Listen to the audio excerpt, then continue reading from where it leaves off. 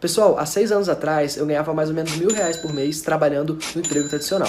Hoje eu consigo faturar mais de R$100.000 por mês trabalhando em casa e pela internet. Mas como que eu faço isso? Eu criei um robô no Facebook que faz vendas para mim todos os dias praticamente no piloto automático. Você precisa configurar ele apenas uma vez e depois ele faz tudo sozinho para você. Você quer aprender como que você também pode ter o seu robô? Então clica no link na descrição desse vídeo que eu vou te ensinar exatamente como que você vai fazer isso. De perto o interesse do Chelsea pelo atacante Gabigol do Flamengo.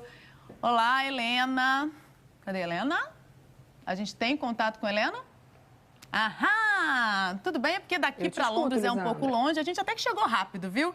Tudo bem, Helena. O que tem se falado por aí sobre essa possibilidade de Gabigol no Chelsea? Tudo bem, Lisandro. Bom dia para você e para todo mundo que nos assistem. O interesse do Chelsea é uma informação do jornal Daily Express, que fala que o Lampard assistiu à final da Libertadores, perdão, me escapou agora, e se interessou, mas naquele momento o Chelsea ainda não podia contratar, estava sob uma punição da FIFA, não poderia contratar ninguém nessa janela de transferências, essa punição diminuiu e agora o Chelsea está no mercado analisando as possibilidades. O Gabigol viaja essa semana para se apresentar à Inter de Milão, né, porque o contrato dele de empréstimo com o Flamengo terminou, e aí ele é um jogador que interessa ao Lampard, segundo esse jornal, porque seria uma peça de reposição, um jogador para fazer concorrência ao Tammy Abraham, que é o atual atacante titular, o artilheiro do Chelsea nessa temporada. É um jogador muito jovem também, assim como o Gabigol, tem 22 anos, mas é formado no Chelsea, mas estava sempre emprestado para clubes da segunda divisão e o Chelsea está aí buscando jogos mais expressivos, enfim, mais decisivos, que o Lampard queria um outro jogador para fazer concorrência com ele. O Gabigol já tinha sido especulado aqui pela imprensa inglesa em outro clube, no West Ham, mas o Chelsea tem um contexto muito mais interessante para essa negociação, para todas as partes.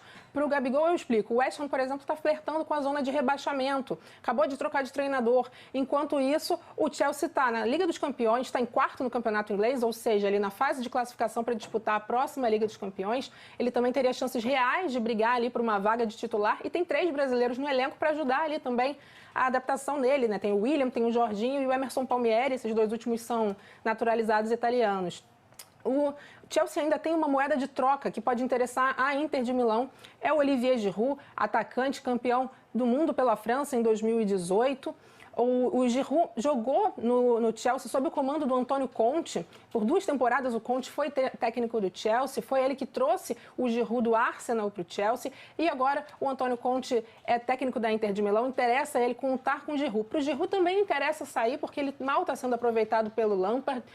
Em 7 jogos, ele só participou de 7 jogos nessa temporada, marcou um gol e já ouviu um recado do Didier Deschamps, que é o técnico da seleção francesa, de que seria melhor ele procurar novos ares, ter mais tempo em campo para poder ser convocado para a próxima Eurocopa. O Giroud está com 33 anos, então essa possível negociação com o Gabigol interessa a muitas partes, Lisandro. Super obrigada, viu, Helena? Um beijo grande, bom dia para você por aí. Raed, o que você acha melhor para o Gabigol? Ser o cara do Flamengo ou ser o reserva do Chelsea? Esse é o ponto. Esse é o ponto. Lembra que eu falei do Michael, que para o Michael seria melhor o estilo de jogo do Corinthians do que o Flamengo? A mesma coisa serve para o Gabigol.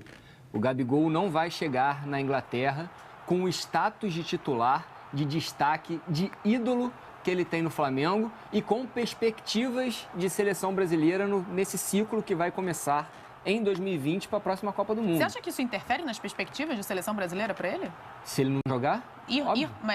Sim, mas ele pode entrar ali no segundo tempo, ele pode ter oportunidades, né? Estar no Chelsea, não sei se compromete o sonho de seleção dele. Eu acredito que para um desenvolvimento de carreira de um jogador, nesse momento, o Gabigol tem 23 anos. Nesse momento, ídolo do maior time, do grande campeão do país, que tem tudo para lutar mais uma vez por um título nacional, pelo título da Libertadores. Esse momento da carreira do Gabigol é o momento dele ficar no Brasil. Minha opinião. Se eu sou amigo do Gabigol fica no Brasil. Essa semana ele vai para a Itália. Vai lá conversar com os dirigentes da Inter de Milão. Como é que você acha que ele vai puxar esse assunto? Ou ele vai esperar puxarem com ele? Como é que você acha que ele vai conduzir essa conversa? A conversa com a Inter de Milão é financeira, né? A Inter de Milão tem algumas propostas na mesa, vai optar pela maior, mais vantajosa para ela. O Gabigol, a única gerência que ele pode ter na carreira dele é falar: eu quero ir para tal lugar, não quero ir para tal lugar. Mas eu acho muito difícil que ele se recuse a jogar na Inglaterra. Imagina, morar em Londres, jogar na maior liga que existe do futebol mundial hoje em dia, que é a Premier League. Não tem essa discussão ali com ele.